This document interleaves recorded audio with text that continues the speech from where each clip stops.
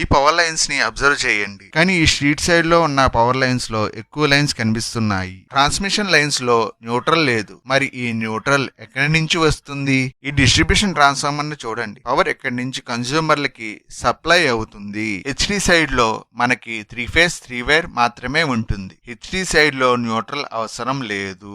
ఇక్కడ HD transmission లో power faces ద్వారా ఫ్లో అవుతుంది. ట్రాన్స్మిషన్ సైడ్ లో 3 ఫేసెస్ అంటే 3 వైర్స్ మాత్రమే ఉంటాయి. డిస్ట్రిబ్యూషన్ సైడ్ లో వచ్చాక 3 ఫేసెస్ ప్లస్ న్యూట్రల్ అంటే 4 వైర్స్ ఉంటాయి. ఫేస్ లోడ్ కి పవర్ సప్లై చేస్తుంది. న్యూట్రల్ కరెంట్ కి రిటర్న్ పాత్ ఇవ్వడానికి యూజ్ అవుతుంది. ఇప్పుడు ట్రాన్స్ఫార్మర్ సెకండరీ సైడ్ కి వద్దాం. ఈ సైడ్ లో వైండింగ్ స్టార్ కనెక్షన్ లో ఉంటుంది. 3 వైండింగ్లు కలిసే కామన్ పాయింట్ ని స్టార్ పాయింట్ అంటారు. అదే న్యూట్రల్. ఈ న్యూట్రల్ ని ఎర్త్ చేస్తారు. లోడ్ ఇంబ్యాలెన్స్ వచ్చినప్పుడు వోల్టేజ్ స్టేబుల్ గా ఉండడానికి, అలాగే న్యూట్రల్ లో ఫ్లో అయ్యే కరెంట్ వల్ల ఎక్విప్మెంట్ కి డ్యామేజ్ రాకుండా సిస్టమ్ ని ప్రొటెక్ట్ చేయడానికి న్యూట్రల్ రిటర్న్ పాత్ ఇవ్వడం కోసం సిస్టమ్ లో ఇంపార్టెంట్ రోల్ ప్లే చేస్తుంది. న్యూట్రల్ హెచ్డి నుండి రాదు, డిస్ట్రిబ్యూషన్ ట్రాన్స్ఫార్మర్ లో క్రియేట్ అవుతుంది. కన్స్యూమర్ లోడ్ రిక్వెస్ట్ బేస్ చేసుకుని సింగిల్ ఫేజ్ లేదా 3 ఫేజ్ సప్లై ఇస్తారు. ఇలాంటి టెక్నికల్ వీడియోల కోసం సబ్స్క్రైబ్ చేయండి.